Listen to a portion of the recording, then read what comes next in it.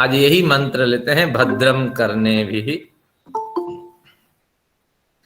ओम भद्रम कर्णेभिः शृणुयाम देवा, भद्रं पश्येमाक्षभिर्यजत्राः, स्थिरैरङ्गैस्तुष्टुवांसस्तनुभिर्व्यसेमहि देवहितं यदायुः।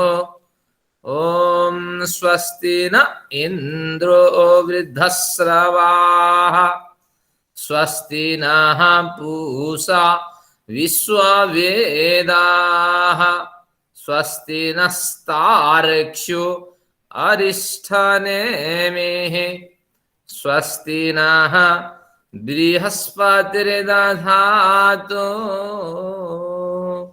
ओम शांति शांति शांति। ओम। उस परम कारुणिक अखिल विश्व के नायक परमात्मा के प्रति हम सभी मिलकर के नमन निवेदित करते हैं। आज का प्रकरण हमने ध्यान प्रविधि पर रखा है, लेकिन कुछ मित्र अभी आने में संघर्ष कर रहे हैं, तो इनके लिए हमें 10 मिनट 15 मिनट 20 मिनट देंगे, तो कुछ शास्त्रीय ग्रंथों का अध्ययन करते हैं। तो जैसे आ जाएंगे, यानी 7:20 पे हम सत्र को ध्यान साधना परक बनाएंगे। तो पूर्व प्रकरण में हमने सिद्धियों का अध्ययन किया, बड़ी सिद्धियों की चर्चा इसमें चलेगी, और प्रमुख रूप से सिद्धियों का जो वर्गीकरण है वो 47-48 सिद्धियां हैं, लेकिन उसका भी वर्गीकरण और संक्षिप्त रूप से कर दिया जाए तो सिद्धियां 31 सिद्धियां उसमें निकलेंगी। तो अभी हम पढ़ते जा रहे हैं, अभी हमारी जो सिद्धियां गई हैं, तो ये सिद्धि जो हमने पिछली बार समाप्त की 24वें सूत्र के साथ, ये 8वीं सिद्धि है, बलेसु हस्ति बलादिनी। ये जो 23वीं सिद्धि है, ये 7वीं सिद्धि है। और पीछे आप पुष्टि करते जाइए, मेरे साथ भी पुष्टि हो जाएगी। तो इस तरह ये हम बलेसु मैत्री बलानी, इसका स्मरण करते हैं, अध्ययन कर लिए हैं। अगर हम मैत्री करुणा मुदित उपेक्षा, ये जो बल है, ये व्यक्ति के अंदर एक मानसिक बल होता है, तो इस बल की जब वृद्धि करना चाहता है तो उसको किन किन में संयम करना है ना, उनमें मैत्री करुणा मुदित उपेक्षा और पुण्य विषयाणाम, मैत्री करुणा मुदितोपेक्षाणाम सुख दुख पुण्य विषयाणाम, सुखी व्यक्तियों में, दुखी व्यक्तियों में, पुण्यात्माओं में और अपुण्यात्माओं में इनको जब ध्यान करना होता है तो ये बल की वृद्धि हो जाती है। तो इसी तरह ये बल होते नहीं है, लेकिन जैसे हम संयम करते हैं किनमें ना, सुखी व्यक्तियों में, दुखी व्यक्तियों में, पुण्यात्माओं में और अपुण्यात्माओं में, ये बल हमें मिल जाते हैं। तो मैत्री आदि में संयम करने से, तो ये मैत्री आदि जो बल है शास्त्रों में बताया गया है, इस बल को हम अब आधार बनाते हैं। जैसे आधार बनाएंगे ऐसे बहुत कुछ हमें बल मिलने वाला है। केवल शास्त्र में तो ये 4 सिद्धांत बताए हैं, तो इस तरह और अगर इसके बहुत स्वरूप हो सकते हैं, तो ऐसे जो पवित्र स्वरूप है, मैत्री आदि बल है, तो इन पे अगर हम ध्यान को केंद्रित करते हैं, हमें भी बड़े बल मिल सकते हैं, हमें भी बड़े साधन मिल सकते हैं।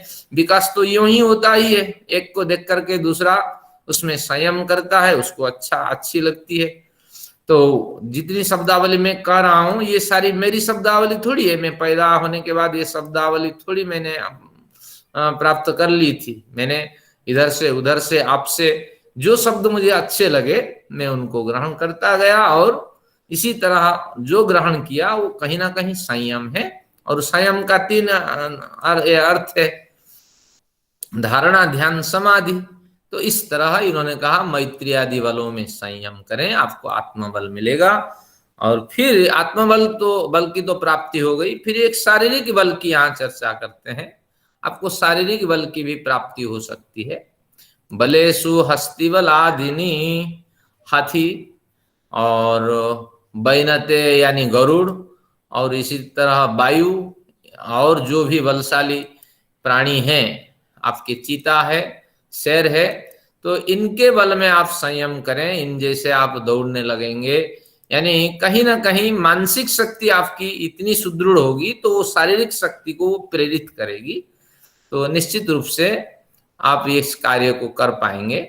लेकिन ध्यान रखना, अपनी औकात और सामर्थ्य के हिसाब से हम अगर सूर्य पे संयम करेंगे, सूर्य की गति के हिसाब से, वो भी बलशाली एक पिंड है, भौतिक पिंड भले ही हो, तो उस पे संयम करने से हम सूर्य जैसे नहीं बन पाएंगे।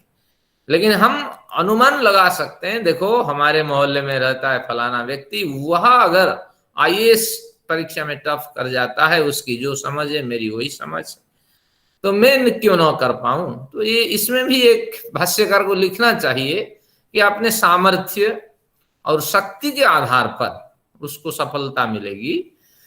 तो इस तरह जो संभव नहीं है उसमें अगर वो संयम करेगा तो निरर्थक ही होगा। तो इस तरह का ये कथन है।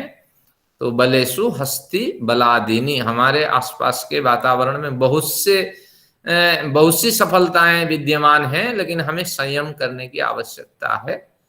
तो ये बहुत महत्वपूर्ण प्रकरण है। तो ध्यान साधना में इसका आप बड़ा उपयोग करेंगे कि मुझे जिस तरह याद है, मैं जिस तरह करा रहा हूं, तो कब ये अवसर आपको मिलेगा, आप इस तरह कब अभ्यास के साथ ध्यान साधना करा पाएंगे। तो मुझ पे इसको केंद्रित करिए, ये धारणा ध्यान समाधि, तो फिर आपको वो बल धीरे धीरे मिल जाएगा। क्योंकि आपके क्षेत्र में ही है, मैंने ही बैठ करके पढ़ा, आप भी बैठ करके मेरे से पढ़ रहे हैं, तो इसलिए ये हमारे सामर्थ्य के अंदर है। इस तरह ये एक सिद्धि है हमारे हाँ जी बोलिए। हाँ आचार्य जी, ये 21वां भी जरा समझा देंगे एक बार, ठीक है, समझ में। हाँ कोई कठिनाई नहीं। सूत्र 21, हाँ जी, हाँ मैं आ रहा हूँ। हाँ इसमें देखिए, ये कहता है 21वां, सबको दिख रहा होगा, कायरूप संयमात तदग्राह्य शक्ति स्तंभे चक्षुष प्रकाशासम प्रयोगे अंतर्धानम।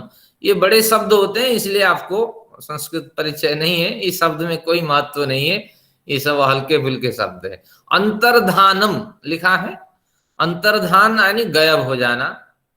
हाँ, आप होते हैं वहां मौजूद लेकिन किसी को नहीं दिखना, तो इसको अंतर्धान नामक सिद्धि कहते हैं। और शास्त्रकार इसमें तर्क देते हैं, व्यक्ति क्यों दिखता है या किसी वस्तु को कैसे दिखता है, न जिन वस्तुओं में प्रकाश है उस प्रकाश की किरण हमारे नेत्रों के अंदर आती है, और जब किरण अंदर आती हैं तो आइरिस करके नेत्र में 3 तरह के होते हैं स्वरूप, एक व्हाइट है और एक काला है और एक लेंस जैसा है। तो जो काला अंश है वो आइरिस है, वो सिकुड़ता है और वो क्या होता है कि फैलता भी है, उसका नाम आइरिस है। और उसके अंदर पुपिल है जो आपके लेंस है, और प्रकाश किरण उसके अंदर जा करके, और वो जो सफेद वाला आंख में दिखाई पड़ रहा होता है तो वो पूरा गोलाकार है, तो उसके पीछे चली जाती है किरणें, तो रेटिना उसको कहते हैं। तो यानी पुपिल होकर के आपके प्रकाश किरण उस वस्तु की रेटिना के अंदर चली जाती है, तो वहां ऑप्टिक नर्व होता है, उसकी मदद से ब्रेन को संकेत पहुंचता है, ये वस्तु लाल है, ये पीली है या काली है, इस तरह। अब ये कहते हैं कि हम ऐसा करेंगे कि वस्तु तो मौजूद रहेगी, लेकिन उस वस्तु पे हम संयम करेंगे। जब उस वस्तु पे संयम करेंगे तो उसके प्रकाश नहीं निकलेंगे, जब प्रकाश ही नहीं निकलेंगे तो निश्चित रूप से वो वस्तु दिखाई नहीं पड़ेगी। तो उसी न्याय से वो कहते हैं शरीर में भी एक प्रकाश निकलता है, दूसरे को दिखाई पड़ता है, तो उस शरीर के प्रकाश में काय रूप संयमात, शरीर का जो रूप है, जो प्रकाश है, उस पे हम संयम करेंगे, ध्यान लगाएंगे, धारणा ध्यान समाधि लगाएंगे तो लाभ क्या मिलेगा कि शरीर का जो रूप है वो अब दिखाई नहीं पड़ेगा। जब रूप दिखाई नहीं पड़ेगा तदग्राह्य शक्ति स्तंभ है, उस रूप को ग्रहण करने की जो शक्ति दूसरों के नेत्रों में विद्यमान है और वो शक्ति स्तंभित हो जाएगी यानी बंद हो जाएगी, यानी दूसरे का नेत्र अब उस शरीर से निकलने वाली जो किरण है व प्रकाश से निकलने वाला उसको नहीं दिख पाएगा। तो इसलिए तदग्राह्य ग्रहण करने की शक्ति जो है नेत्र की दूसरे की तो वो स्तंभित हो जाने वाला है, तो या वो शक्ति स्तंभित हो जाएगी। तो अब क्या होगा, न चक्षुष प्रकाशा संप्रयोगे, अब कोई भी चक्षु उसको देख नहीं पाएगा, कोई भी नेत्र उसको देख नहीं पाएगा क्योंकि प्रकाश ही उस वस्तु में नहीं निकल रहा है। तो बहुत सी चीजें हैं महाकाश में हमें नहीं दिखाई पड़ते हैं क्योंकि वो सब इनविजिबल मैटर है, जो विजिबल है वही दिखाई पड़ते हैं। तो इसलिए इस तरह जब इनविजिबल स्टेजेस में वो वस्तु चली जाएगी तो अंतर्धान नामक सिद्धि की प्राप्ति हो जाएगी। इस तरह ये किसी आचार्य ने कहा, हमारे पतंजलि तो इतनी ऊंची उड़ान नहीं भर सकते, और ये सिद्धि अमान्य सिद्धि है। कभी भी आप ध्यान करिए, किसी भी वस्तु के आप प्रकाश को ध्यान के माध्यम से लुप्त नहीं कर सकते, पर एक संकेत है, अगर किसी वस्तु को छिपाना चाहते हैं तो उसके प्रकाश स्वरूप पे आप कहीं ना कहीं आवरण डाल दीजिए, वो वस्तु नहीं दिखेगी। ये एक विज्ञान का विषय हो सकता है। ध्यान अर्थात मतलब आंखें बंद करके जब हम ध्यान करें तभी होगा ना। हाँ बिल्कुल, तभी वस्तु नजर नहीं आएगी ना। हाँ। जैसे मन में तो वो रहेगी हाँ, मतलब उसकी जो भी है एक तस्वीर तो मन में छप जाती है ना उसकी आंतरिक अंदर। हाँ, तो ये सिद्धि अमान्य सिद्धि है, अग्राह्य सिद्धि है। किसी के रूप पे हम ध्यान केंद्रित करने से उसके रूप को हम दबा नहीं सकते, उसके रूप को नष्ट नहीं कर सकते, तो ये घटती नहीं है सिद्धि। इस तरह बहुत सी सिद्धि आएंगी। चलिए, धन्यवाद, आपने रुचि दिखाई, तो अध्ययन तो किया, लेकिन ये संस्कृत पंक्तियां थोड़ी अस्पष्ट सी लगती है कई बार। आगे देखते हैं। तो अब ये एक सिद्धि है, क्योंकि अभी 14 मिनट है, 6 मिनट और प्रतीक्षा करते हैं, कुछ और मित्र लोग आएंगे। प्रवृत्तिया लोकन्यासाद सूक्ष्म व्यवहित विप्रकृष्ट ज्ञानम, ये कहते हैं इस तरह एक सिद्धि है, सूक्ष्म वस्तु को आप देख सकेंगे। ईश्वर सूक्ष्म है, जीवात्मा सूक्ष्म है, तो इसलिए इन वस्तुओं को भी आप देख लेंगे। प्रकृति भी सूक्ष्म है, अरे बढ़िया। व्यवहित, व्यवहित का मतलब ढका हुआ, इसके ऊपर एरो लगा करके लिख दीजिए, ढका हुआ या ढकी हुई। जो वस्तु ढकी हुई है उसको भी आप देख लेंगे। दीवार के पीछे क्या है, यहाँ हम दीवार के कारण नहीं देख पा रहे हैं, लेकिन व्यवहित वस्तु को भी आप देख लेंगे। तो सूक्ष्म वस्तु को भी देख लेंगे, और पर्दे जिस पे डली हुई है तो उस वस्तु को भी हम देख लेंगे। और विप्रकृष्ट, विप्रकृष्ट का मतलब दूर, बहुत दूर पे जो वस्तु रखी हुई है उसको भी हम देख लेंगे। तो इस तरह 3 सिद्धियों की का कथन इसमें है कि सूक्ष्म वस्तु को देख लेंगे, छिपी हुई वस्तु को देख लेंगे, विप्रकृष्ट वस्तु को देख लेंगे, दूरस्थ वस्तु को देख लेंगे। तो इस तरह ये 3 सिद्धि मिलेगी। लेकिन क्या नियम है, क्या करना है, किस पे हमें संयम करना है, ध्यान धारणा समाधि लगाना है? जब प्रश्न उठा तो कहते हैं प्रवृत्त्यालोकन्यासात्, ये केवल शब्दों का जाल है। प्रवृत्ति आलोकन्यासात्। अब प्रवृत्ति से अभिप्राय है, हमने इसमें एक सूत्र पढ़ा था प्रवृत्ति, जब योग दर्शन प्रथम अध्याय पढ़े थे, 1.36 सूत्र संख्या है, उसमें सूत्र था, नोट कर लीजिए 1.36। उसमें क्या था कि विश्व का ज्योतिषमति ही प्रवृत्ति ही। कुछ सिद्धियां हमें मिलेगी धारणा समाधि आदि लगाते हुए।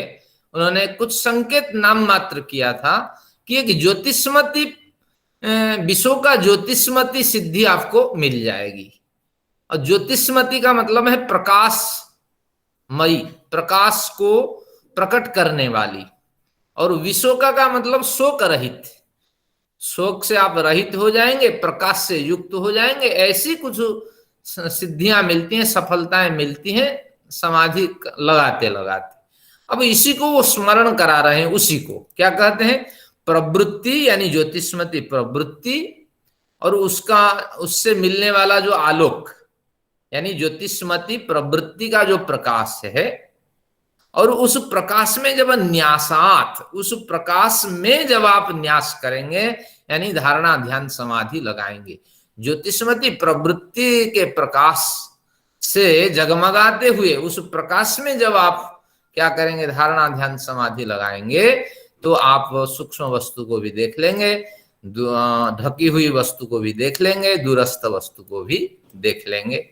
तो ये क्या कहना चाहते हैं, ये कहना चाहते हैं ज्योतिष्मती प्रवृत्ति तब होती है जब रजोगुण हमारा दबा हुआ होता है, तमोगुण हमारे अंदर होते ही नहीं है, केवल सत्वगुण होता ही है।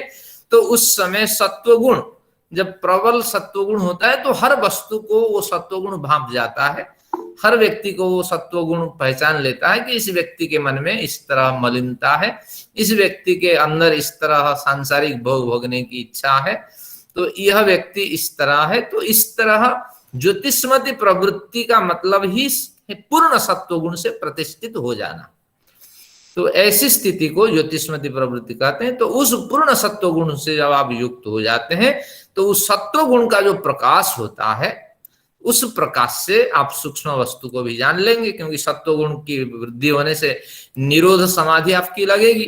तो प्रकृति और मन, अंतःकरण, जीवात्मा और परमात्मा, ये सब सूक्ष्म विषय हैं, इनके बारे में हम जान सकते हैं। जितनी जिसकी समझ है, विद्या है, स्वाध्याय है और साधना है, उस हिसाब से वो जान लेता है, दूरस्थ वस्तुओं को जान लेता है। पूर्णतः ज्ञान तो नहीं होता, अनुमान लगा लेता है कि यही वस्तु दूर में हो सकती है।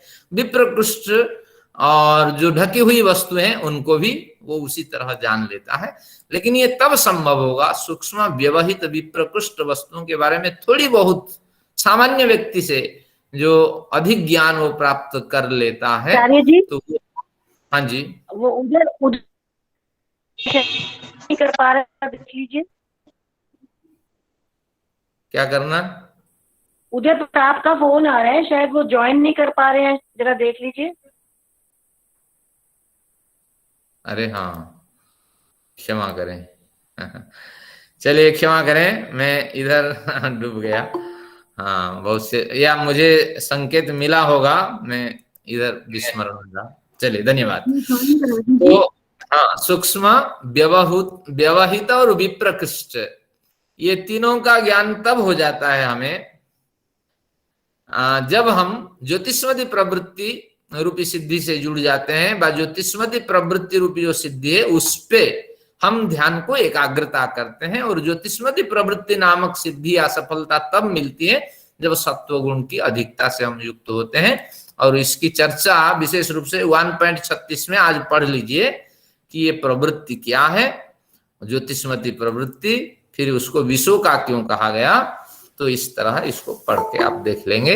तो इसी के साथ हमारी सिद्धि का प्रकरण को हम यहीं रोकते हैं, क्योंकि हमें आज लंबी यात्रा करनी है और जितना अध्ययन किए हैं उसके सार आज हमें मिलने वाले हैं। तो बड़ी उत्सुकता है, तो इसका अध्ययन करते हैं। अब आइए, ये आपका बहिरंग आपकी जो बहिरंग साधना थी वो पूरी हो गई। उस साधना का एक बार अभ्यास करते हैं। बहिरंग साधना पिछली कक्षा में मैंने कराई थी, और उसमें बहिरंग साधना में हमें क्या करना होता था कि बहिरंग साधना के प्रथम पर्याय में मैं केवल स्मरण कराता हूं, या सीट एक बार दिखा लेता हूं, कुछ नए व्यक्ति भी आज आ सकते हो। तो अब आपको उस सीट को मैं ले लेता हूं आपको दिखाने के लिए। ज्योतिष्मती प्रवृत्ति। नमस्ते आचार्य जी। हाँ बिल्कुल, आज 15 मिनट इंतजार किया मैंने। हाँ, क्योंकि मैं इसमें बिजी हो गया या कुछ होगी, विषय की व्यस्तता रही होगी, तो क्षमा चाहता हूँ। को बहुत इंतजार करना पड़ा, ज्वाइनिंग बहुत लेट मिली थी, क्योंकि मुझे ही करना होता है ज्वाइनिंग, और मुझे ही कराना होता है। ये तो मुझे एडमिट शो का नहीं किया, कोई बात नहीं। आचार्य जी एडमिट का कार्य किसी और को सौंप दो। अब ऐसा तो कोई विकल्प नहीं है मेरे सामने, क्योंकि ये कार्यालय समय के बहिर्भूत कार्य है। हाँ चलिए कोई बात नहीं। अभी लेकिन तो आपने मुझे फोन कर लिया, नहीं तो आप ज्वाइन ही नहीं किए आज। अरे अरे सर जी, इसको ऑटो ज्वाइनिंग पे कर दो, आपको बार बार ऑन नहीं करना पड़ेगा।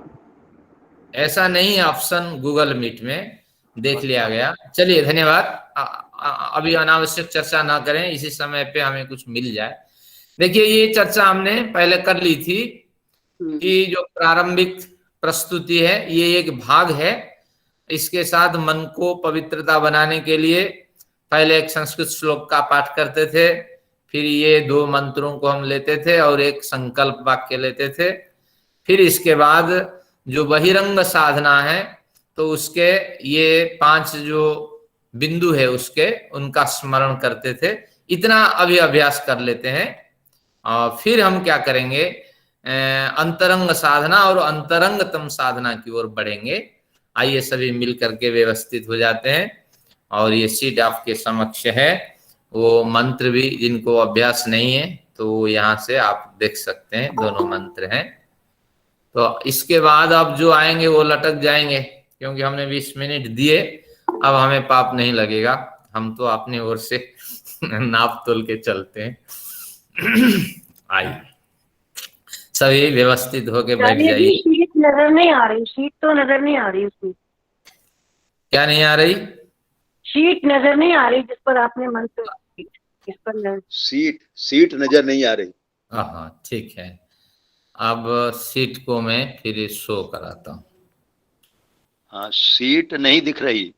हाँ बिल्कुल समझ गया आचार्य जी। हाँ हाँ मैं समझ गया। अभी आपको ये सीट आपकी आ गई है, इसका नाम है प्रारंभिक प्रस्तुति। हाँ, अब आ गई है।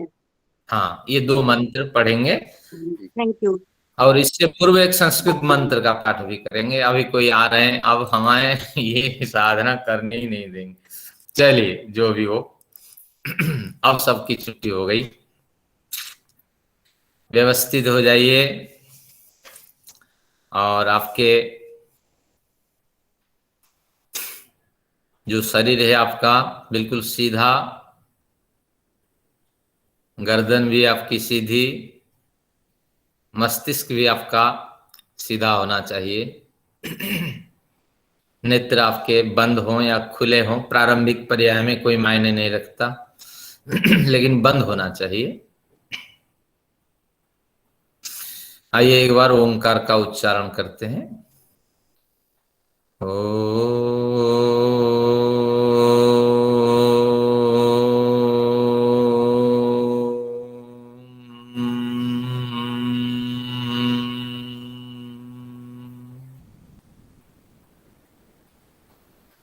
जो पद्य मैंने ग्रुप में भेजा था व लिखवाया था उसका पाठ करते हैं, जिसमें ईश्वर के और पितरों के स्मरण है। ओम ईश्वराय नमस्तुभ्यं जनन्यै च नमो नमः, जनकाय नमस्तुभ्यं भूयः श्री गुरवे नमः। इसमें हमने ईश्वर का स्मरण किया, जननी का स्मरण किया, जनक का स्मरण किया। फिर ये इसमें नहीं है मंत्र, ये वाला मंत्र इसमें नहीं है। और उसके बाद गुरवे शब्द से हमने सास ससुर, इसके पश्चात सभी गुरुजनों का स्मरण किया। अब आइए इस मंत्र का पाठ करते हैं, इन मंत्रों का जो 2 समक्ष हैं। ओम यमाय मधुमत्तमं राज्ञे हव्यं जुहोतना, इदं नम ऋषिभ्यः पूर्वजेभ्यः पूर्वेभ्यः पथिकृद्भ्यः। ॐ नमः संभवाय च मयो भवाय च नमः शङ्कराय च मयस्कराय च नमः शिवाय च शिवतराय च।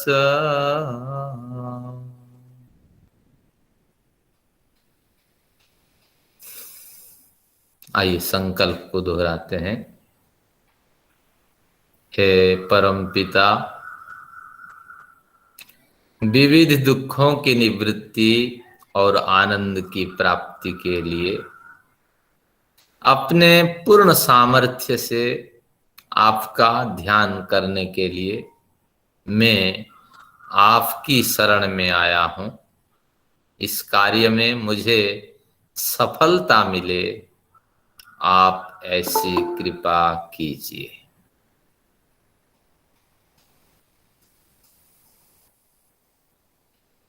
अब पूर्वरंग जो बहिरंग साधना है उनका स्मरण करते हैं। हे परमपिता, मैं यम अर्थात अहिंसा, सत्य, अस्थेय, ब्रह्मचर्य और अपरिग्रह से युक्त हूं। हे परमपिता, मैं नियम अर्थात शौच, संतोष, तप, स्वाध्याय, ईश्वर प्रणिधान से युक्त हूं। अब आसन। हे परमपिता, मैं सुख आसन में उपविष्ट हूं। स्थिर सुखम आसनम। हे परमपिता, मैं प्राणायाम का अभ्यास करने जा रहा हूं। प्रच्छरदन विधारणाभ्याम वा प्राणस्य। मैं पहले प्रच्छरदन करूं, फिर विधारण करूं। पहले बाह्य प्राणायाम, फिर आभ्यंतरीण प्राणायाम। अब प्राणायाम आप स्वयं करें। विधि और सारी प्रक्रिया बताई जा रखी है। 3 बार बाह्य, 3 बार आभ्यंतरीण करें।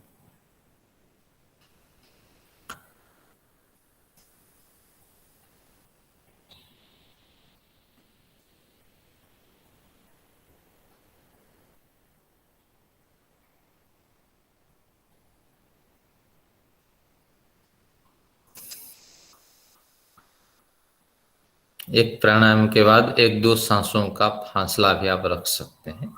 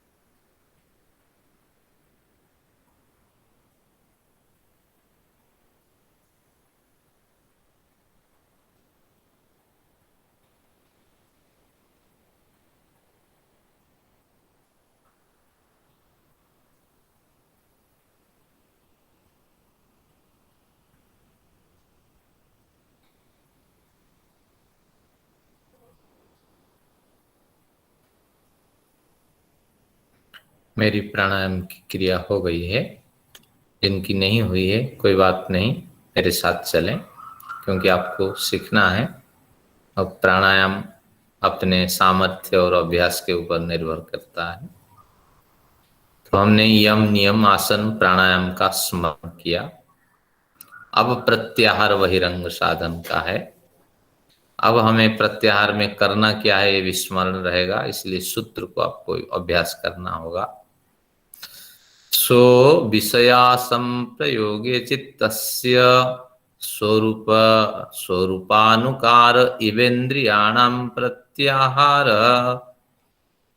इंद्रियों की जो मांग है उनको न देना और चित्त को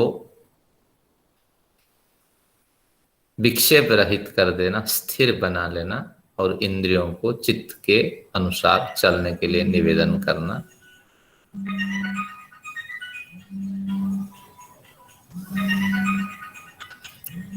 सभी आवाज को आप सुने और मैं इन आवाजों से अनासक्त हूं, इस तरह भावना मन में बनाइए।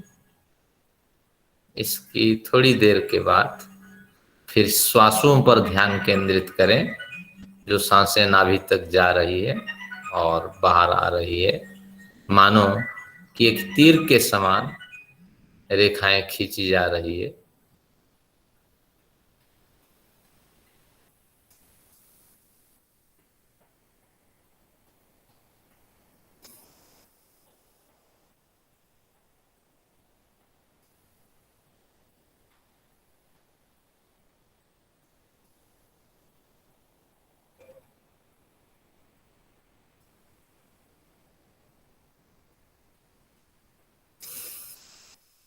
अब कोमलता के साथ आंख खोल सकते हैं, क्योंकि अभी हमें बड़ी क्रियाएं करनी हैं।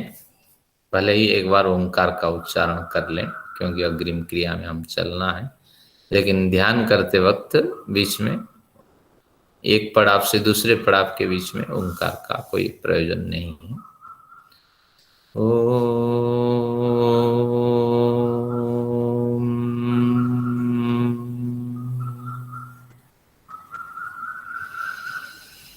अब आप आंख खोलें। ये बहिरंग साधना थी। इसको भी कई दिनों तक अभ्यास करने के बाद फिर आप इसमें सिद्धहस्त होंगे। आसान तो कुछ नहीं है, लेकिन हमारे पास समय भी है, क्योंकि तृतीय जो है हमारे पास अध्याय, उसको पूरे पढ़ने तक आप अभ्यास करेंगे। चतुर्थ अध्याय भी हमारे पास है, जिसे पाद कहते हैं, चतुर्थ पाद तृतीय पाद। तो इसलिए ये अवसर हमें मिलेंगे, कोई ऐसी बात नहीं। तो ये यहां तक तो सब समझ में आ गया होगा। खन्ना साहब आप बताइए, आपको बहिरंग साधना समझ में आई या नहीं? हाँ जी आचार्य, समझ में आई।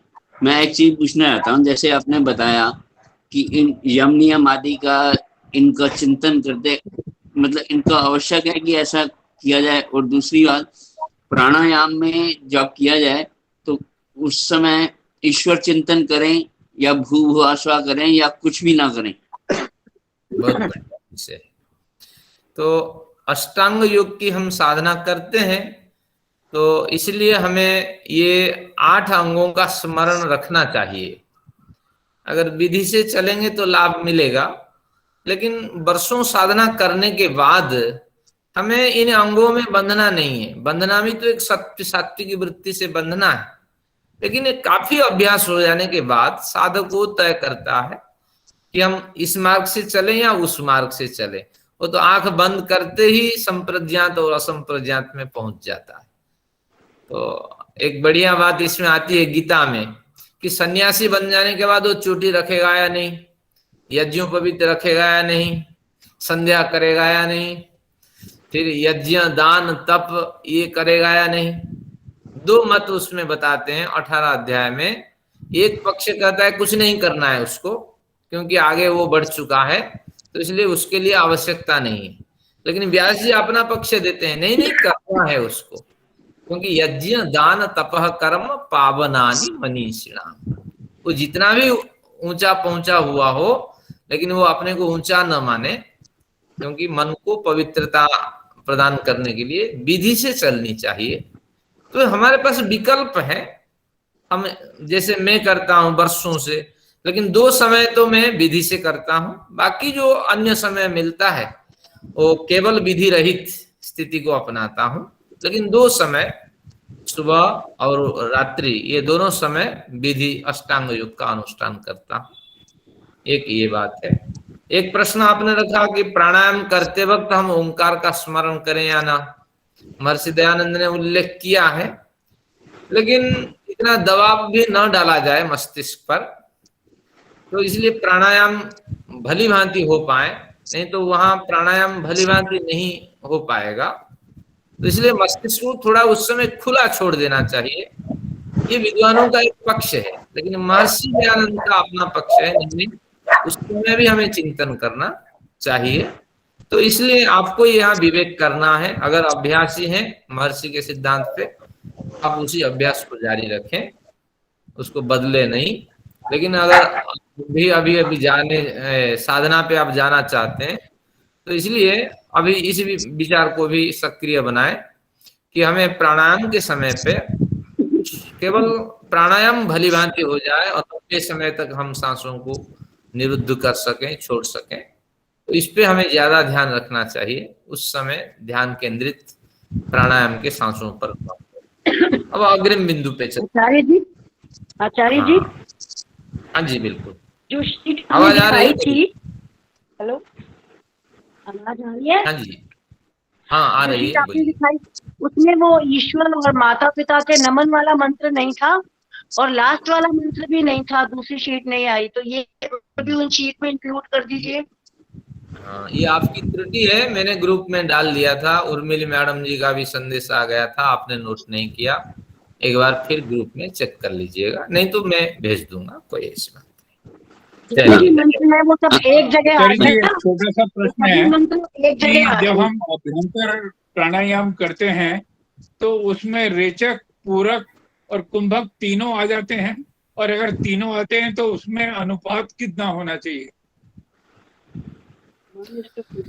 हाँ, इसकी बड़ी चर्चा हो रही है हमारी कक्षाओं में। तो सिद्धांत यही है कि अनुपात के पीछे पड़ेंगे तो साधना आपकी नहीं हो पाएगी। अगर 100 माला फेरनी है, 1000 माला फेरनी है, तो साधना ही नहीं होगी, गिनती पे ही आप टिके रहेंगे। नहीं, मेरा मतलब ये है कि अगर 8 बार में हमारा पूरक होता है तो रेचक दुगुना होना चाहिए और कुंभक 4 गुना होना चाहिए। जो 1, 2, 4 का अनुपात है वो कहाँ, उसकी बात कर रहा हूँ। हाँ, यही चलेगा। 2, 4 और 8 का अनुपात है, तो यही चलेगा। लेकिन हमें अनुपात पे धीरे धीरे अभ्यास से अनुपात पे हमें ध्यान देना होगा। लेकिन ऐसा नहीं कि हम अनुपात पे ही ध्यान देंगे या कोई गिनती करेंगे। जैसे गीता योग के जो गीता प्रेस पुस्तकों में लिखी है, उंगलियों में गिनते रहिए, ओम भूर्भुवः स्वः तत्सवितुर्वरेण्यम, इस तरह गिनते रहिए। फिर 2 मंत्र हो गए तो 4 मंत्र तक फिर गिनिए हाथ में, फिर 2 मंत्र तक निकालिए। तो इस तरह पद्धति न अपनाइए, सहज भाव से आप देखिए, सांसों को निकालते रहिए और जहां सारी सांसें निकल गई आपको लगे वहां उसको रोक दीजिए, और जहां तक आप रोक सकें वहां तक रोकिए। वो आपके कुंभक हो गए और धीरे धीरे आगे प्रवेश कराइए, ये आपके पूरक हो गए। तो यानी यथाशक्ति। हाँ, यथाशक्ति ही साधना का अंग है। लेकिन ये नहीं है हठ योग में जाएंगे वहां तो नियम मानना पड़ेगा, क्योंकि वहां स्वास्थ्य चाहिए, स्वास्थ्य की वृद्धि, तो वहां चल सकता है। ध्यान साधना में ऐसा कुछ नहीं, और ये प्राणायाम हम अपने हिसाब से कर सकेंगे। आइए कुछ और महत्वपूर्ण बिंदु पे चर्चा करते हैं। हाँ जी बोलिए। आचार्य जी, मैं ये कह रहा हूँ कि क्या प्राणायाम जैसे अगर ये स्वभाव में आ जाए लगातार संध्या के काल के अंदर, यानी कि जो अपने साधना कर रहे हैं तो वो चलता रहे, तो कोई उसमें हानि तो नहीं? लगातार प्राणायाम की जो विधि, मतलब रेचक कुंभक वो अंगी बन जाए वो चक्र का, तो उसको कंटिन्यू नहीं रख सकते? नहीं रखें। अधिक प्राणायाम में हानि है। प्राणायाम से वात रोग बढ़ जाएंगे, और आयुर्वेद में कफ वात पित्तों में सबसे अधिक बीमारी वात रोग की है। तो इसलिए भयंकर रोग के व्यक्ति शिकार होंगे। साधना आदि क्षेत्र में एकाग्रता आदि प्राप्त करने के उद्देश्य से थोड़े बहुत समय आप थोड़े 5-10 मिनट, आधे घंटे ये प्राणायाम के लिए आप निकाल सकते हैं। घंटे 2 घंटे इसमें लगाएंगे तो बात रोग की वृद्धि होगी, फिर और कई समस्याएं हो सकती है। हाँ, एक और जो आप बता रहे थे श्वासों पर ध्यान केंद्रित करना, तो श्वासों पर अगर ना ध्यान केंद्रित किया जाए तो ईश्वर चिंतन ही करते रहे तो वो उसमें कोई हानि तो नहीं? नहीं, ईश्वर चिंतन अभी तो आगे के पर्याय में करेंगे। अच्छा, तो यहाँ पे हाँ, ये एक प्रारंभिक तैयारी है, अपने को हम अच्छा। तैयार करते हैं कि सारी आवाज तो सुनते हैं, देखिए घंटी बजी कोई आए, हम तो सारी आवाज सुनते हैं लेकिन हम निष्क्रिय है। अपने को आवाज आई तो तुरंत जाके मोबाइल देखना, तुरंत जाके आवाज यहाँ आई और बंद करके ये करना, और आवाज आई कौन बोल रही होगी, शायद बिल्ली है, ये तो कौन सी बिल्ली है, काली बिल्ली की आवाज है या पीली बिल्ली की आवाज, 2-3 बिल्ली हमारे घर में। तो इस तरह जो कुतूहल वृत्ति वो न उठे, इसी का नाम है प्रत्याहार। तो इसको सिद्धि करने के लिए ये क्या कहेंगे, प्रप यूज किया जाता है कि कितना भी आप कोशिश कर लें, रुचि तो उस ओर बढ़ेगी। तो इसलिए सांसें आ रही है उस पर ध्यान केंद्रित करिए, और जा रही है ध्यान केंद्रित करिए। इसमें क्या लाभ होगा, प्राणायाम कर चुके हैं, सांसें आपकी जोर जोर से जा रही है तो सांसें आपके नाभि तक आएगी, जैसे ध्यान केंद्रित करेंगे सांसें आपकी लंबी होने लगेगी, फिर सांसें बाहर निकलेगी तो सांसें भी लंबी ये रफ्तार के साथ निकलेगी। तो इस तरह सांसों पे ध्यान केंद्रित हो जाने से बाहरी विषयों से आपका बचाव हो जाता है। ये विद्वानों का तर्क है, दीर्घ श्वसन कहते हैं विद्वानों की भाषा में। हाँ जी, आचार्य जी, आपकी प्रक्रिया तो याद हो गई है पूरी, लेकिन मंत्र याद नहीं हुए। अभी ओम नमः शंभवाय तो पहले ही आता था। कोई नहीं, मंत्र याद ना हो, केवल भाव समझिए, धीरे धीरे याद हो जाएंगे। एक दिन में सब कुछ तो नहीं होता है, तो 1-2 क्लास में नहीं होगी ये सारे। टाइम नहीं मिला तो मैंने टाइम नहीं मिला। कोई नहीं, आगे बढ़ते हैं। स्वामी जी, अब हाँ जी स्वामी जी, जो आपने पहले मंत्र दिए थे जी, वो ये यस्य में हिमवंतो महत्वा अभी आएंगे। तो मतलब एक ऐसा वो दे दो जी सीट जो निश्चित हो जाएगी, ये मंत्र जो है हमको। अभी आएंगे, अभी सभी आएंगे। अभी आपने श्रम किया है, मैं टुकड़े टुकड़े में बताया, आज इसको देखिए। धन्यवाद। अच्छा जी, जैसे प्राणायाम करते हैं तो इसमें जैसे ओम का जाप जैसे हमसे बिना उसके नहीं होता, मतलब अभी कंसंट्रेशन नहीं होती, तो जैसे मुंह से ओम का उच्चारण करते करते सांस लेते रहे तो कोई उसमें हर्ज तो नहीं है? नहीं, कुछ नहीं। हाँ, क्योंकि नहीं, मन नहीं टिकता जब तक वो मन में ओम की भावना नहीं बिठाते, तो नहीं, या कुछ गायत्री मंत्र या कुछ चलाना पड़ता है, अदरवाइज ना मन टिकता नहीं है। होना चाहिए, इस तरह अभ्यास में डाल देना चाहिए अपने को।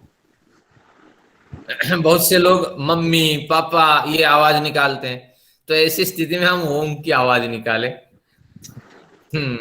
मर गई रे मम्मी, तो इस जगह पे मर गए ओम, ये निकल जानी चाहिए। ये अभ्यास से सब सिद्ध होता है। अब आगे देखिए, अग्रिम प्रकरण लेते हैं। यानी आप सब बहिरंग साधक हो गए तो बहुत कुछ तो मिला। अब देखते हैं अंतरंग। लेकिन गुरुजी ओम बोलेंगे तो मम्मी नाराज हो जाएगी, मम्मी पापा नाराज हो जाएंगे। हाँ, अभी विनोद का अवसर नहीं, ईश्वर के डंडे उधर पड़ेंगे अभी। आइए साधना पे चलते हैं। अब ये ग इसलिए लिखा है क्योंकि प्रारंभिक पर्याय में क था, बहिरंग साधना में ख, और ये ग है, यानी तीसरे स्टेज पे आप पहुंच चुके हैं अभी। तो इसमें 4 स्टेजेस होंगे। तो अब देखते हैं, ये अंतरंग साधनों द्वारा ध्यान का अभ्यास। मैं अगर पूछूं अंतरंग साधन किसे कहते हैं, तो आराम से आप कह देंगे धारणा, ध्यान, समाधि। और समाधि में भी जो संप्रज्ञात समाधि है, निचले स्तर की समाधि है, जिसमें वितर्क, विचार, आनंद, अस्मिता, ये 4 समाधि के सोपान होते हैं। तो वही समाधि और धारणा ध्यान, ये दोनों जिसमें आते हैं, तो वही है मतलब अंतरंग साधन योग के। तो उसका अनुष्ठान हम कैसे करेंगे, अब इसको मैं एक उदाहरण से समझाता हूं। अभी हमें आम, इस मौसम पे आम के पेड़ पे ध्यान करना है। आम का पेड़ है मदान साहब के बगीचे में, आंगन में बढ़िया आम, स्वादिष्ट आम उसमें लगे हैं। अब हम क्या करेंगे, उस आम पे हम ध्यान को केंद्रित करेंगे। तो सबसे पहले धारणा बनाएंगे, ये आम पेड़ किसके यहाँ है? मदान साहब के यहाँ। चलिए ये धारणा बनी। क्यों मदान साहब के यहाँ?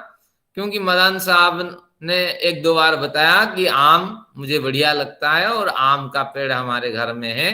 तो ये सारे जो विषय हैं, मदान साहब के बगीचा में, आंगन में आम का पेड़ होना, ये धारणा को पुष्ट करता है, ये सारे विचार। तो आम के बारे में, आम के पेड़ के बारे में जानकारी हुई। अब आम के बारे में विचार करते हैं। अभी आम बाजार में आने लगा। अब कुछ आम कच्चे भी हैं, कुछ पक्के भी हैं। अगर आम पेड़ में लगा हुआ है तो निश्चित रूप से ये कच्चा ही होगा, पका आम तो गिर ही जाता है। तो इस तरह की जो वृत्ति हमने उठाई, ये भी धारणा की वृत्ति है। यानी पहले स्थान होने के बाद जो स्थान में उपास्य तत्व है, यानी जिसका हमें ध्यान करना है, तो उसके स्वरूप को हम यहाँ उछाले, उसके स्वरूप को यहाँ विचार में लिए कि निश्चित रूप से ये कच्चा आम है, अभी पकने वाला है, या थोड़ी देर के बाद, थोड़ी दिनों के बाद वो पक जाएगा। तो इस तरह हमने आम पे ध्यान लगाया, ये धारणा लगाया, ये धारणा। अब ध्यान की बात करते हैं। अब जब ध्यान आएंगे, ध्यान का क्या स्वरूप है कि ध्यान जो सूत्र है वो कहता है प्रत्ययस्य एकतानता ध्यानम, यानी निरंतर उसी के बारे में सोचते रहना। निश्चित रूप से आम मदान साहब के घर में बहुत इस बार आम हुए हैं, मदान साहब ने कभी कहा था, तो उसी बात को दोहराते रहना। बहुत आम हुए हैं, निश्चित रूप से बहुत से आम हैं अभी नजदीक। फिलहाल ही तो 4-5 दिन पहले मदान साहब मिले थे, उन्होंने कहा कि बढ़िया आम हमारे पेड़ में है। तो उसी विषय का बार बार मनन चिंतन करना, ऐसे लटके होंगे। जितनी पुरानी स्मृति आपकी रही होगी, कहीं से अगर आपने कुछ सुना होगा, आम की खुशबू भी आ रही होगी, पत्तों में बड़ी खुशबू होती है आम के पत्तों में, तो उसके इर्द गिर्द घूमते रहना, विचारों को पुष्ट करना। और आम जब पक जाएगा तो निश्चित रूप से वह आम स्वादिष्ट लगेगा, और उस आम से हमें कई तरह की पोषक तत्व, कई तरह के पोषक तत्व मिलेंगे। तो इस तरह हमने आम के विषय में ध्यान लगाया। और समाधि क्या है? मुझे ही उस आम को देखना है, मुझे ही उस आम जहां, वो आम जहां लगे हुए हैं, उन आमों के पास मुझे जाना है और उस आम को हर हालत में मुझे देखना है। भले ही ना दे मदान साहब, लेकिन उस आम के बगीचा और उन्होंने जो जो उसके बारे में जानकारी दी थी, तो उन जानकारियों से गुजरना है। तो इस तरह वृत्ति के साथ अगर वो आम ही हमारे अंतःकरण में लटकता रहता है, और पीले और क्या कलर है, हरे कलर में वो आम दिखाई पड़ते हैं, तो ये आपकी समाधि है। अब इसी तरह हम चिंतन करते हैं ईश्वर के बारे में। सबसे पहले धारणा पे आते हैं। जैसे उदाहरण मैंने दिया, तो धारणा क्या है? देशबंध चित्तस्य धारणा, मन को, अंतःकरण को किसी एक के आधार पे बांध लेना है, तो ये धारणा है। तो अब कैसे बांधते हैं देखिए। फिर इसी धारणा में बांधने के बाद उस धारणा, हर अंग ईश्वर का स्मरण करता है। इसी धारणा में भी हमें ढूंढना है कि ईश्वर का साक्षात्कार किसके माध्यम से होगा, क्योंकि ईश्वर निराकार है।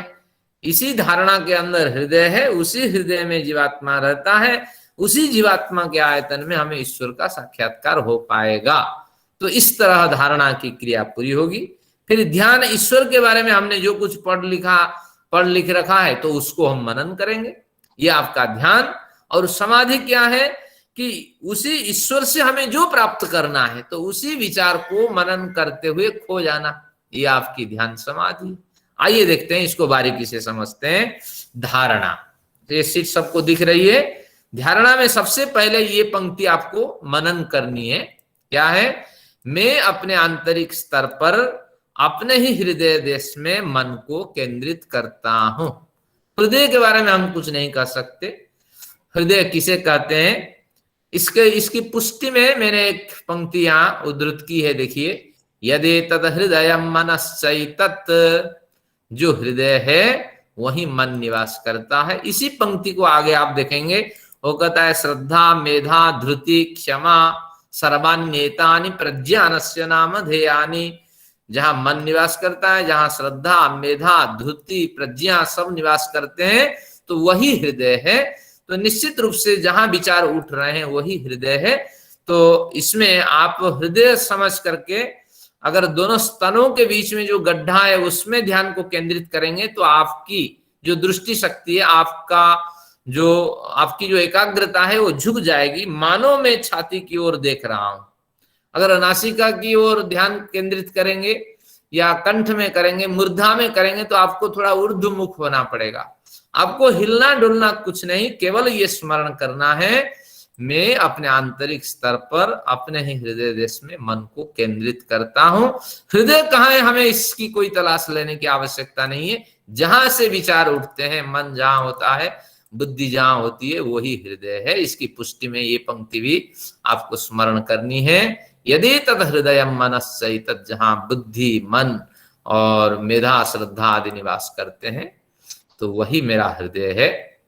जो हृदय है वही मन है, इसका अर्थ मैंने दे दिया। अब तीसरे बिंदु में हमें स्मरण करना है, मेरे इस हृदय का आयतन अंगूठे के बराबर है, यानी कोई ज्यादा नहीं है। अंगूठे का मतलब ये लंबा अंगूठे का नाप नहीं है, क्योंकि 12 अंगुल में आपका एक फ्लैट होता है। ये आपके चार अंगुल, और ये 4 8, ये 4 12। तो इस हिसाब से बड़े मोटे तगड़े जितने बड़े व्यक्ति हो, 3 इंच से उसके अंगूठे के जो पब होते हैं, ऊपर वृद्ध अंगुष्ठ जो है, तो उसके जो पब होते हैं उसको 3 इंच के बराबर जगह है। तो इसी पे शास्त्र में प्रमाण अभी मिलेंगे कि मेरे हृदय का आयतन अंगूठे के बराबर है, और उसमें अणु परिमाण वाला मैं जीवात्मा निवास करता हूं। अब हृदय का आपने हृदय की कल्पना की, और फिर हृदय में आयतन का भी आपने विचार किया, और इसके बाद मैं अणु परिमाण वाला आत्मा उसमें निवास करता हूं। और ये पंक्ति अगर याद कर सकें तो बढ़िया है। मैं केवल प्रमाण के लिए ये पंक्ति कोट करता हूं, लेकिन धीरे धीरे अभ्यास करते करते पंक्ति भी याद हो जाएगी। देखिए, प्रमाण है अंगुष्ठ मात्र पुरुषो अंतरात्मा। ये अंतरात्मा नामक पुरुष, यानी हमारे जीवात्मा नामक पुरुष, सदा जना नाम हृदय सन्निविष्ट, सभी लोगों के हृदय में विराजमान है। फिर आगे आएंगे, मेरी अणु परिमाण वाली आत्मा में मेरे हृदय शरीर और विश्व के कण कण में रम रहे निराकार परमात्मा का ही मैं अनुभव कर पा रहा हूं। इस तरह एक बुनावट से आपने को बांधना पड़ेगा।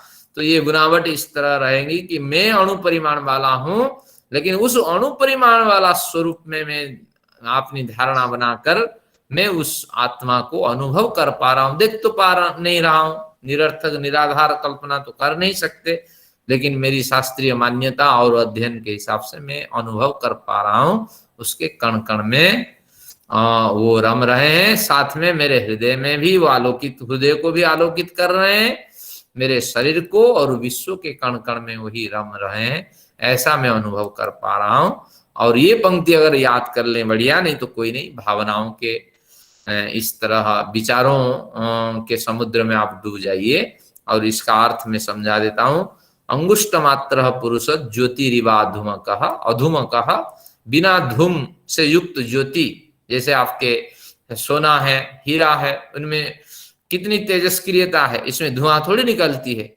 तो इसलिए इस तरह बेशकीमत धातुओं के समान ये अंतरात्मा में विद्यमान परमात्मा स्वरूप है। और अंगुष्ठ मात्र आयतन में, यानी 3 इंच के बराबर जगह को ये ईश्वर अपनी ऊर्जा से पूर्ण कर रहे हैं। और यानी पहले अणु परिमाण आत्मा को पूर्ण करके वह पूरे हृदय देश, अंगुष्ठ मात्र हृदय देश को भी वो प्रकाशित कर रहे हैं। और वही ईशान है, स्वामी है संपूर्ण विश्व के, भूत और भव्य के, अतीत के और भविष्य के। सएवाद्य, आज भी मैं उनको देख रहा हूं और स्वः कल भी वही रहेंगे और उनके साथ मेरा संबंध बना रहेगा। एतद वै तत्, यही मुझे देखना है, इसी का स्मरण करना है। ये पंक्ति आपको विद्वान लोग ही अभ्यास कर पाएंगे, लेकिन धीरे धीरे आपको अभ्यस्त हो जाएंगी ये पंक्ति। लेकिन आपको यही स्मरण करना है, मैं अपने हृदय देश में मन को केंद्रित करता हूं, मेरा हृदय वही है जिसे मन कहा जाता है और जिसमें बुद्धियां रहती है, इसका आयतन 1 अंगुली के बराबर है, उसी में मैं अणुपरिमाण वाला बहुत सूक्ष्म जीवात्मा निवास करता हूं और मेरे हृदय के कण कण में परमेश्वर आलोकित हो रहे हैं और मेरे हृदय के पूरा अवयव, अंगुष्ठ मात्र अवयव जो है वो भी आलोकित हो रहा है और मैं अनुभव करता हूं निश्चित रूप से मेरे शरीर को ईश्वर आलोकित करते हुए संपूर्ण विश्व को भी आलोकित कर रहे हैं। ये आपकी धारणा। केवल कल्पना के साम्राज्य में आपको मन को बांधना है, तभी जाकर के आप ध्यान पे उतर पाएंगे। तो ये इस तरह छठा जो अंग आपका समाप्त हुआ। अभी इसका अभ्यास करेंगे, कोई कठिन नहीं है, लेकिन समय भाग रहा है। ध्यान पे केंद्रित करते हैं और ध्यान में हमें कुछ नहीं करना है। या आप मैं सीट भेजने के बाद मेरे सीट भेजने के बाद आप स्वाध्याय कर लेंगे। तो ध्यान में हमें सर्वव्यापक ईश्वर का स्मरण करना है। तो इसलिए एक सूत्र हमें लेना है, सपूर्वेशाम अपि गुरु कालेन अनवच्छेदात्, ये पंक्ति लेनी है। तो फिर इसकी कुछ टिप्स होती है, सूत्र और उसके अर्थ सब पहले हम पढ़ चुके हैं। तो इसमें हमें एक निष्ठता प्राप्त करने के लिए ये मंत्र भी हमें अभ्यास करने होते हैं। नहीं तो कोई नहीं, केवल सर्वव्यापक ईश्वर का स्मरण करें। और फिर मुझे और अनुमति नहीं है, समय नहीं है, लेकिन केवल आपको बता देता हूं। और फिर हमें ईश्वर के गुरु आचार्य आदि के स्वरूप का स्मरण करना होता है कि इस सूत्र के रहस्यों से हम डूब जाएं। क्योंकि ध्यान का मतलब है कि जो हम पढ़ लिख चुके हैं, जो जान चुके हैं ईश्वर के बारे में, उन्हीं विचारों को हमें दोहराना है। तो इस तरह ये अभ्यास में पहले आ चुकी हैं। तो द्वितीय में ये सूत्र भी हमें अभ्यास करना है, निरति से सर्वज्ञ बीजम। तो उसकी भी जो बारीकियां हैं ये आपको उपलब्ध है। फिर तृतीय पर्याय में हमें परमेश्वर के इस गुणकर्म स्वभाव वाले इस सूत्र को अभ्यास करना है, योग दर्शन का ये जो सूत्र है। और इसके भी 3-4 बिंदु हैं, इसको स्मरण करने होते हैं। और ये आपके जब ध्यान आपके ये 3 मंत्रों में 3 सूत्रों में आपने ध्यान लगाया, इसी ध्यान को और अधिक पुष्ट करने के लिए आपको आना पड़ेगा शुद्ध उपासना की ओर। यहाँ भी 3 कड़ियां हैं, ईश्वर एक, अद्वितीय अखंड, सर्वव्यापक और निराकार, ये एक कड़ी है। वो चेतन है, न्यायकारी है, सर्वरक्षक है, ये एक कड़ी है। और वह सत चित आनंद स्वरूप है और आनंदम ब्रह्म का स्मरण करना पड़ेगा। आनंदमय अभ्यासात, हमें तो ईश्वर से आनंद की प्राप्ति चाहिए। और ईश्वर क्या है? सच्चित आनंद है, सत है, हम भी सत है। हम कौन से हमारे में कौन सी कमी है? सत में। और चित्त में देखिए, ईश्वर सर्वज्ञ चेतना से युक्त है, हम अल्पज्ञ चेतना से युक्त हैं। हम लाखों कोशिश करने पर भी ईश्वर जैसे बन नहीं सकते, लेकिन हमारी सारी चेतना अभी विकसित नहीं हुई है। तो इसलिए चेतना के पूर्ण विकास के लिए हम प्रार्थना करेंगे। और हमारे लिए तो आनंद चाहिए, हमारे पास आनंद नहीं है। सांख्य दर्शन में पढ़ रखे हैं, न आनंद अभिव्यक्ति मुक्ति, हमारे पास आनंद के डिवाइस नहीं है। इसलिए हमें ईश्वर की बिना सहायता से आनंद की प्राप्ति नहीं हो सकती। तो इस तरह आनंदमय अभ्यासात सूत्र पे हमें अधिक ध्यान को केंद्रित करना पड़ेगा कि बार बार शास्त्रों में अभ्यास कराया गया कि ईश्वर आनंदमय है, उससे आनंद की मांग करो। फिर जो अभ्यासत का दूसरा अर्थ करेंगे कि जो बार बार अभ्यास करता है वही आनंदमय परमेश्वर से युक्त हो जाता है, वही आनंदमय हो जाता है। तो इस तरह ये हमारी ध्यान पद्धति है। लेकिन यहाँ क्या है कि ये 24 मिनट की कम से कम अब आपकी ध्यान की पद्धति चलनी चाहिए, तभी आपको लाभ मिलेगा। अभी आप ध्यान पे हैं, तो अब आपको आते हैं ये समाधि, क्योंकि धारणा ध्यान समाधि तीनों चाहिए। तो अब इस पे आप डूब जाइए, डूब जाने के बाद अब आपको कुछ नहीं, यहीं तक ध्यान, आपकी ध्यान पद्धति है। और हमेशा लिखा जाता है जहां कहीं जाएंगे शिविर में, ध्यान साधना, समाधि साधना कोई नहीं कहता। और समाधि जो है वह घटित होती है, उसकी साधना नहीं की जाती है। तो इसी ध्यान पे आप डूबे रहिए और फिर बीच बीच में यहां से आपके प्रॉप्स शुरू होते हैं, एक एक प्रॉप्स आप उठाते रहिए। वितर्क है, यानी इस विचार में डूब जाने के बाद एक प्रॉप आपने उठाया, क्या उठाया कि ईश्वर, वितर्क, वितर्क यानी सभी स्थूल भूत को हमने देख लिया, इसमें कहीं आनंद नहीं है, केवल सूक्ष्म भूत परम ईश्वर में ही आनंद है, इस तरह स्मरण करें। फिर सूक्ष्म भूतों को हमने देख लिया, ये आनंद रहित है, इसलिए परम ईश्वर ही आनंद के प्रदाता है। फिर इंद्रिय और उसके ज्ञान ग्रहण की सामर्थ्य, इस पे भी हमने देख लिया, ये ईश्वरीय व्यवस्था से परिचालित है। तो इसलिए हमें ईश्वरीय उत्तम व्यवस्था प्रदान करने वाले उस परम ईश्वर से आनंद की मांग है। हमें आनंद पे टिके रहना है, क्योंकि जिस बिंदु पे हमें आम पे टिके रहना है, मदान साहब के आम हमें मिले या ना मिले, लेकिन उस आम पे टिके रहना है, यहाँ आनंद पे टिके रहना है, लेकिन इन विचारों को प्रॉप्स के रूप में लेना है।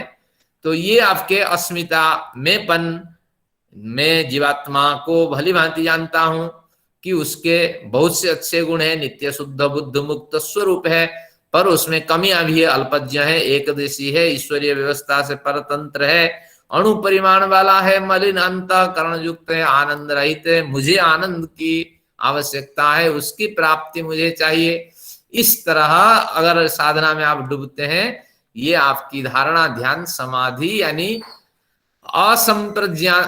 संप्रज्ञात समाधि कहलाती है। और असंप्रज्ञात समाधि के स्रोत थोड़ा देख लेते हैं, फिर इस प्रकरण को पूरा करते हैं। केवल 2 मिनट में एक स्रोत और देख लेते हैं। ये प्रकरण नहीं है। हाँ, अब हम देखते हैं असंप्रज्ञात समाधि, ये अंतरंगतम साधन है।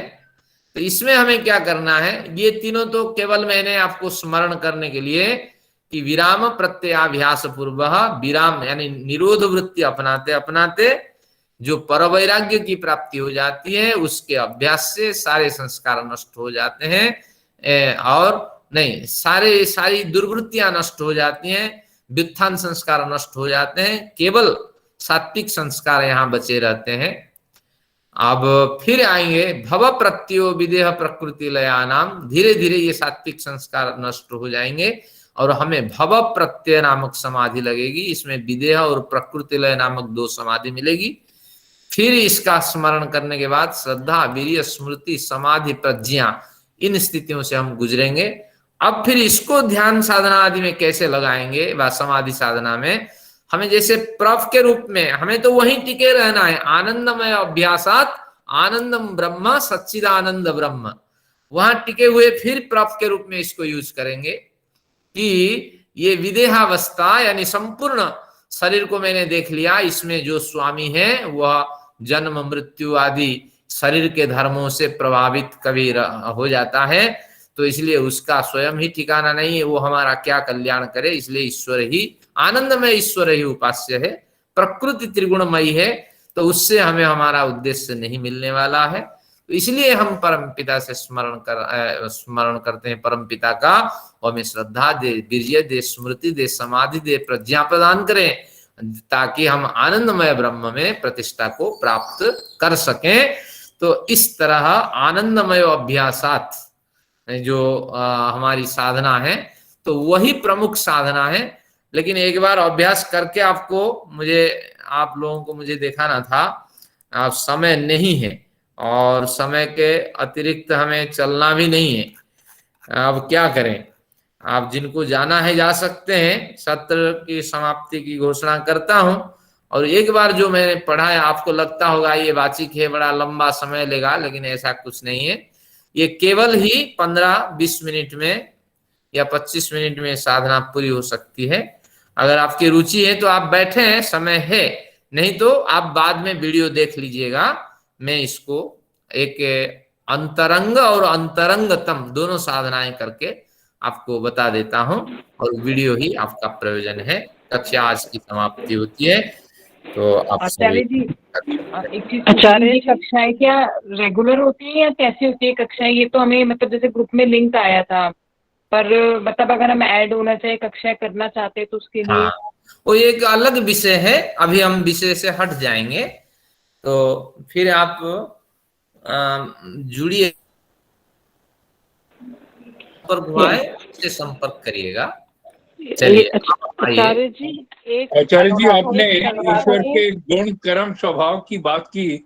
ईश्वर के कर्म क्या क्या हैं मुख्यतः? ये विवेच्य विषय आज नहीं है, तो इसलिए ध्यान साधना आपको हमें स्पष्ट करना था, एक हमें डेमोन्स्ट्रेशन करके दिखाना है, इस पे मैं अभी टिका हुआ हूँ। तो जिनको जाना है आप जा सकते हैं, आज प्रश्न अभी बंद कर दीजिए, फिर किसी अवसर। अनुराधा जी,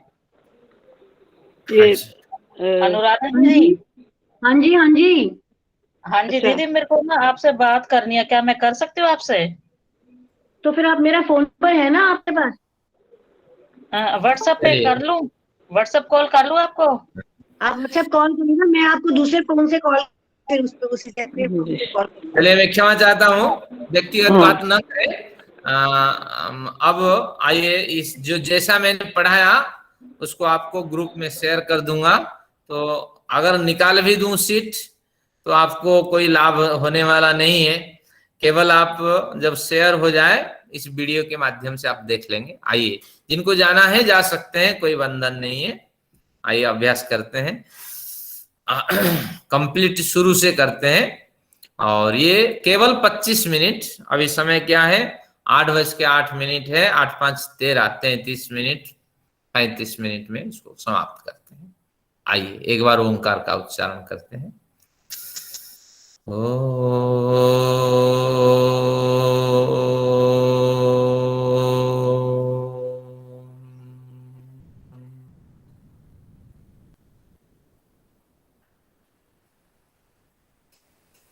अब आपका पूरा मौन रहेगा, शब्दावली मेरी रहेगी।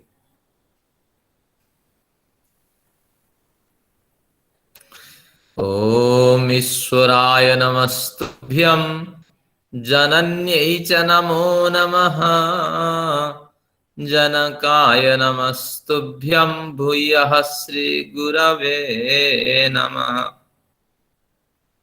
ओम यमाय मधुमत्तमं राज्ञे हव्यं जुहोतन, इदं नम ऋषिभ्यः पूर्वजेभ्यः पूर्वेभ्यः पथिकृद्भ्यः।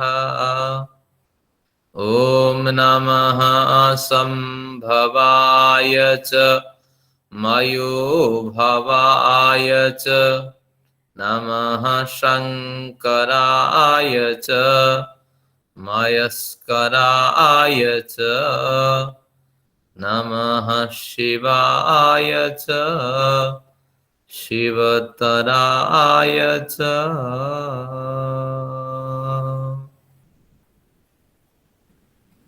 हे परमपिता, मैं विविध दुखों की निवृत्ति और आनंद की प्राप्ति के लिए अपने पूर्ण सामर्थ्य से आपका ध्यान करने के लिए आपकी शरण में आया हूं। इस कार्य में मुझे सफलता मिले, ऐसी कृपा कीजिए। हे परमपिता, मैं यम से युक्त हूं, अर्थात अहिंसा, सत्य, अस्थेय, ब्रह्मचर्य, परिग्रह से युक्त हूं। हे परमपिता, मैं नियम से युक्त हूं, अर्थात शौच, संतोष, तप, स्वाध्याय, ईश्वर प्रणिधान से युक्त हूं। हे परमपिता, मैं सुखासन में उपविष्ट हूं, स्थिर सुखम आसनम। हे परमपिता, मैं प्राणायाम का अभ्यास करता हूं। अब हमारी पास समय की कमी है, तो केवल मंत्र पाठ करके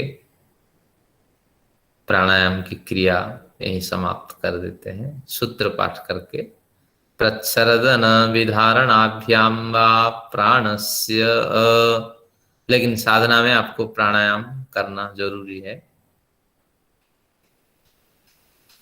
अब फिर स्मरण करें, यम नियम आसन प्राणायाम से मैं संपन्न हूं, प्रत्याहार का अभ्यास करता हूं।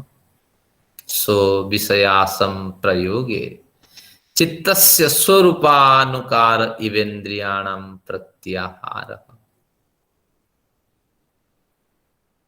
मैं अपनी समस्त इंद्रियों की मांगों को अनदेखा कर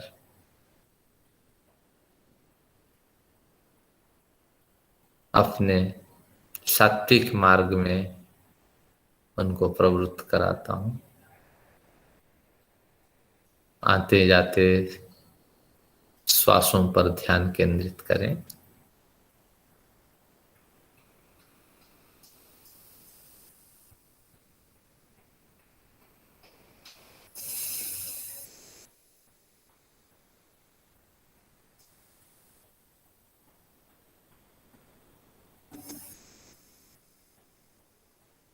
अब आपका अंतरंग साधनों का स्मरण। मैं केवल ही केवल परमेश्वर का चिंतन करने के लिए प्रवृत्त हुआ हूं। हे परम पिता, मैं अपने मन को अंतःकरण के साथ हृदय देश में नियंत्रित करता हूं। यदि तत् हृदय मनश्चैतत्, जो हृदय है वहीं मन निवास करता है, बुद्धि वहीं निवास करती है, श्रद्धा मेधा भावनाएं वहीं निवास करती हैं। मेरा हृदय अंगुष्ठ मात्र परिमाण वाला है। उस हृदय के किसी एक स्थान पर मेरी अणु परिमाण वाली आत्मशक्ति बसती है। अंगुष्ठ मात्र पुरुषोन्तरात्मा सदा जनानां हृदय सन्निविष्ट। उस आत्मशक्ति के कण कण में हे ईश्वर आप रम रहे हो, मेरे हृदय प्रदेश को आलोकित कर रहे हो। मेरा संपूर्ण शरीर आपकी ऊर्जा से आलोकित है। यह विश्व आपके कारण से प्रकाशमान है। मैं आपका साक्षात्कार करने के लिए अपने ही अंतरात्मा में प्रवृत्त हो रहा हूं। मेरा शास्त्र कहता है ओंकार के द्वारा आप उपास्य हैं। मैं उस ओंकार से अपनी ध्यान साधना प्रारंभ करता हूं।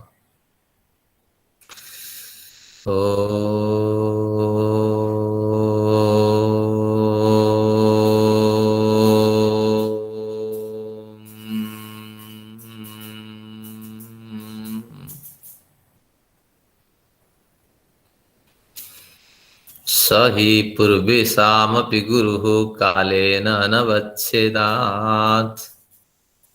हे परम पिता, वह तुम जो अभी तक मेरी पहुंच से परे हो, शास्त्रकार कहते हैं कि वह तुम हमारे पूर्ववर्ती सभी गुरुओं के गुरु हो। तुम हमारे माता हो और पिता हो। त्वं हीनः पिता वसो, तुम माता असतक्रतो बभूवीथ, अधाते सुम्नमीमहे। हे परम पिता, कालेन अनवच्छेदात्, अर्थात तुम अविनाशी हो। अगर अविनाशी हो तो सर्वव्यापक भी हो। विश्वतश्चक्षुरुत विश्वतो मुखः, विश्वतो बाहुरुत विश्वतस्पात्, संबाहुभ्यां धमति सम्पतत्रिर्द्या वा भूमिं जनयन् देव एकः।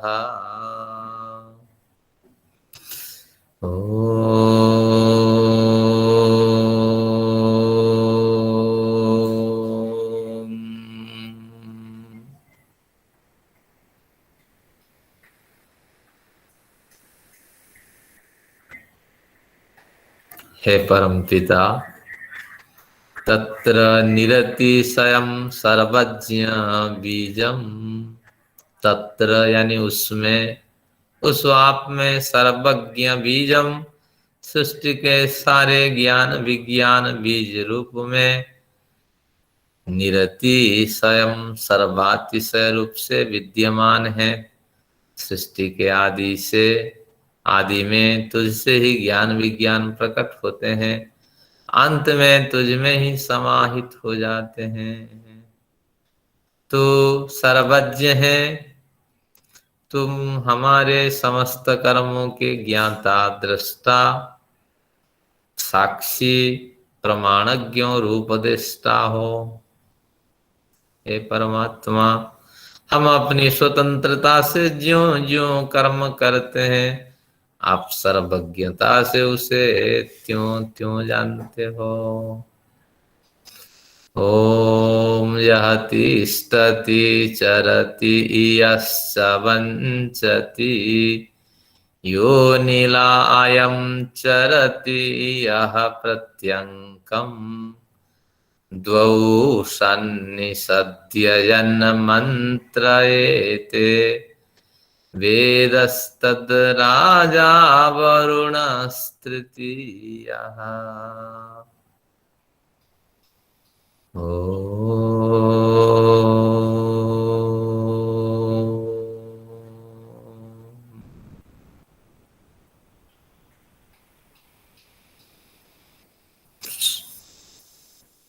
क्लेश कर्म विपाकाशैरपरामृष्टः पुरुष विशेष ईश्वरः। अविद्यादि पांच क्लेश कर्म सुख दुख मिश्रित कर्म, विपाक सुख दुख रूपी फल, आशय धर्माधर्म संस्कार और वासनाजन्य संस्कार, इन सभी से आप परे हो, अर्थात आप अनासक्त हो, नित्य मुक्त हो, निर्विकार हो। आप न्यायकारी हो, आप पुरुष विशेष हो, अर्थात सर्वरक्षक हो, और आनंदमय स्वरूप वाले हो। आनंदमयो अभ्यासात्, यहीं से आपकी ध्यान साधना में गहराई आती है।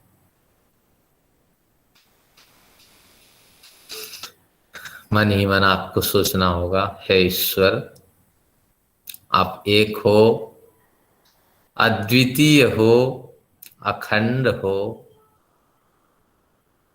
हे ईश्वर, आप सर्वव्यापक हो, आकाश के समान। हे ईश्वर, आप निराकार हो, आकाश के समान। हे ईश्वर, आप परम चेतन पुरुष हो। हे ईश्वर, आप न्यायकारी हो और सर्वरक्षक हो।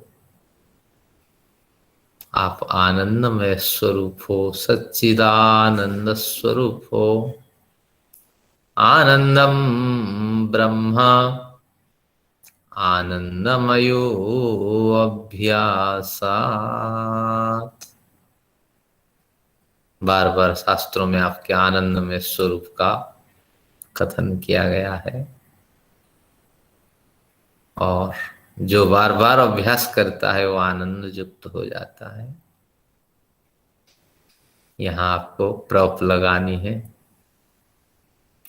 यदग्नेस्यामहं त्वं, यदग्नेस्यामहं त्वं, त्वं बाघास्याहम्, स्युस्ते सत्या इहासिस। हे परम पिता,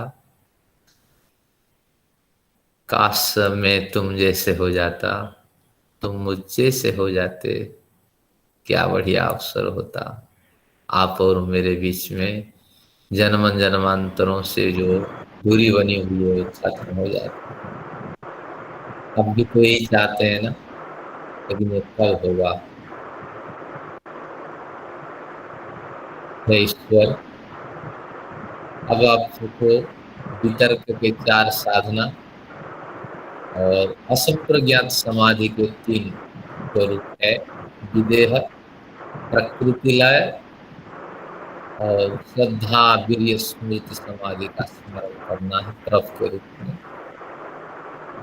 हे ईश्वर, मैंने देख लिया कि स्थूल भूतों से मुझे आनंद नहीं मिलने वाला है, आनंद तुझसे ही प्राप्त होगा। सूक्ष्म भूतों को भी मैंने देख लिया, उनसे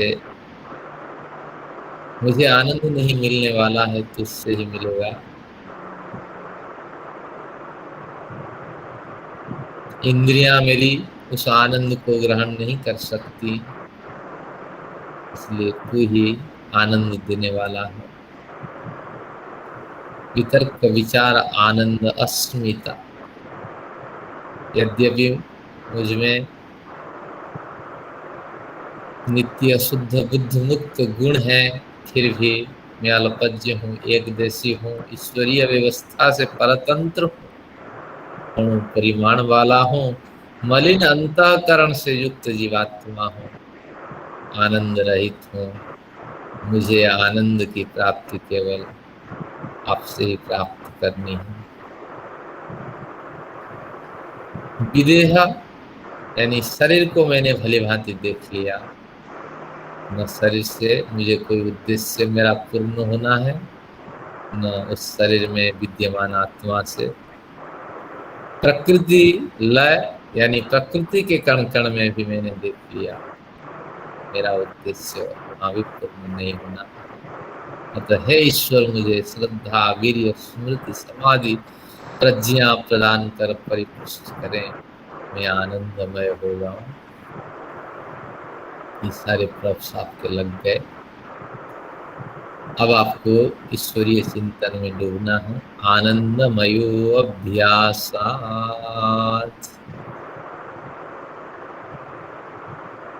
थोड़ी देर कल इस तरह बैठ करके फिर कल्पना करें कि मैं ईश्वर को शास्त्रीय दृष्टि से तो समझ लिया, लेकिन मैं अनुभव करना चाहता हूँ। जब मैं आंख बंद करता हूँ, मेरे 3 इंद्रिय मेरी आयत्त में हो जाते हैं, नेत्र, नासिका और जीवा। 2 इंद्रियां अभी भी मेरी खुली हुई है, कान सुनने के लिए तरस रहा है, हजारों आंखों के साथ त्वचाएं लोमकूपों के साथ आपका साक्षात्कार करने के लिए बेताब है। आप सर्वव्यापक हैं, अखंड है। मैं उसको अनुभव करने के लिए विचार रहित होकर के प्रतीक्षा कर रहा हूँ। फिर प्रॉप इसमें लगा सकते हैं, जीवान्नो अभिधेतना दित्यासह पुरा हठात् तद्धस्थ हवन श्रुता। अब वो अवसर आएगा, मेरी मृत्यु से पूर्व मैं आपका साक्षात्कार करूँ।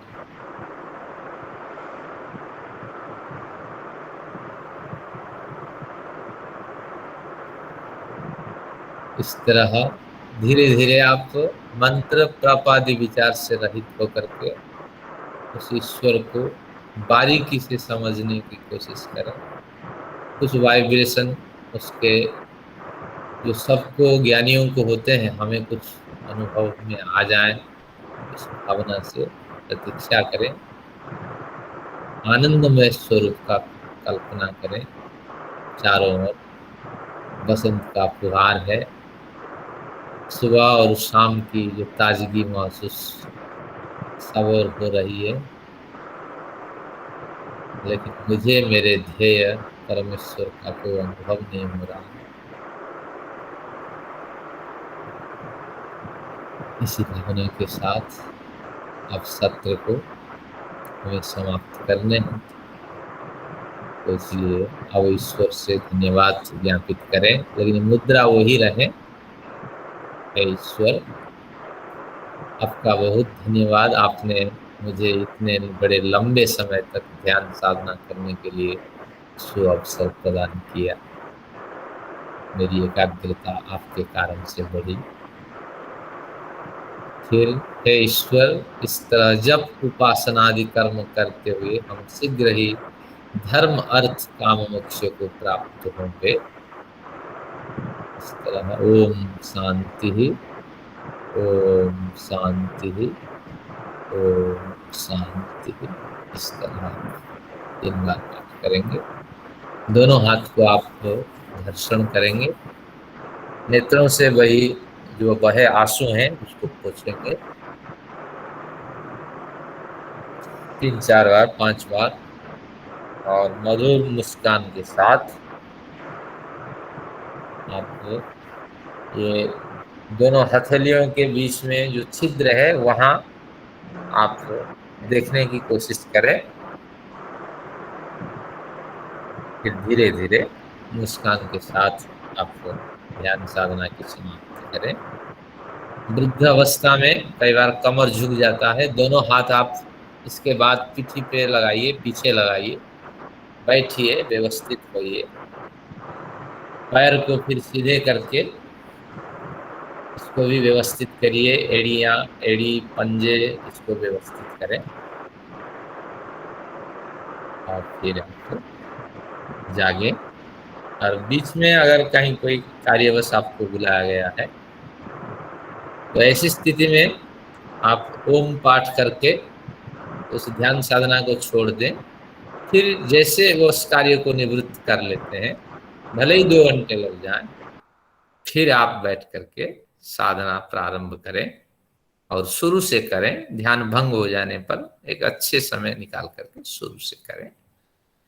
तो ये कुछ पद्धतियां हैं, लेकिन ये है थोड़ा कष्ट साध्य, लेकिन योग दर्शन के पूरे प्रकरण समाप्त होते होते ही आपके अभ्यस्त हो जाएंगे, तो कोई कठिनाई नहीं है। देखिए समय मैंने कितना कहा था, 29।